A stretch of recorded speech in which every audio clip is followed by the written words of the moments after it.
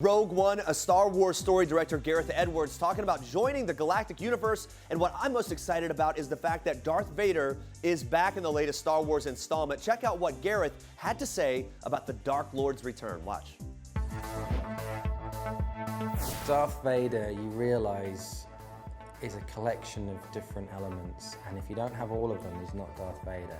It's like, firstly, we have to get the costume right. And when you really analyze it, there's lots of different helmets. Darth had a different helmet and they refined it.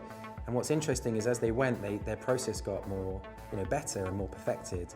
But we wanted it to feel like the original Star Wars, where it wasn't quite perfected. And so we were analyzing all those sculptures and putting all those accidents that happened and trying to make it look like that. And then you have the voice.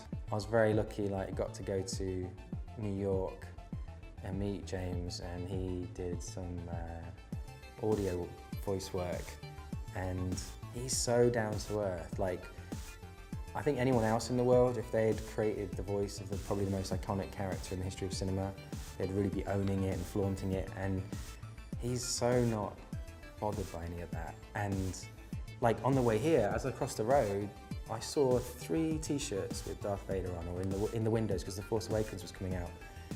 And I was like, do you look at Darth Vader and go, that's me, that is. And he's like, no.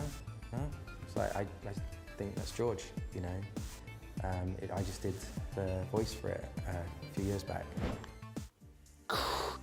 And he did the breathing for it too. I don't know, getting really into it. So excited for that. Now, for any Star Wars fan, George Lucas is a legend. So imagine what it would be like to have him visit the set of your movie. Watch. I can't imagine being George Lucas and coming to visit a set where they're making Star Wars. And I don't know what, was really going through his brain, but he was incredibly polite and generous and encouraging. And what was really funny is because he's God in Star Wars world and stuff. And if he just went, oh, that's cool, it was like, that's in the movie. You know what I mean? It was like, oh, what's that? It's like, put that in the film. It was like everything he touched, it's in the film, George has blessed it, let's go, And there were definitely some things that were falling away from being in the movie that George liked, and we were like, great. Then they came back front and center. I'd be lying to say I wouldn't be nervous about his opinion of the film, but he's such a nice guy.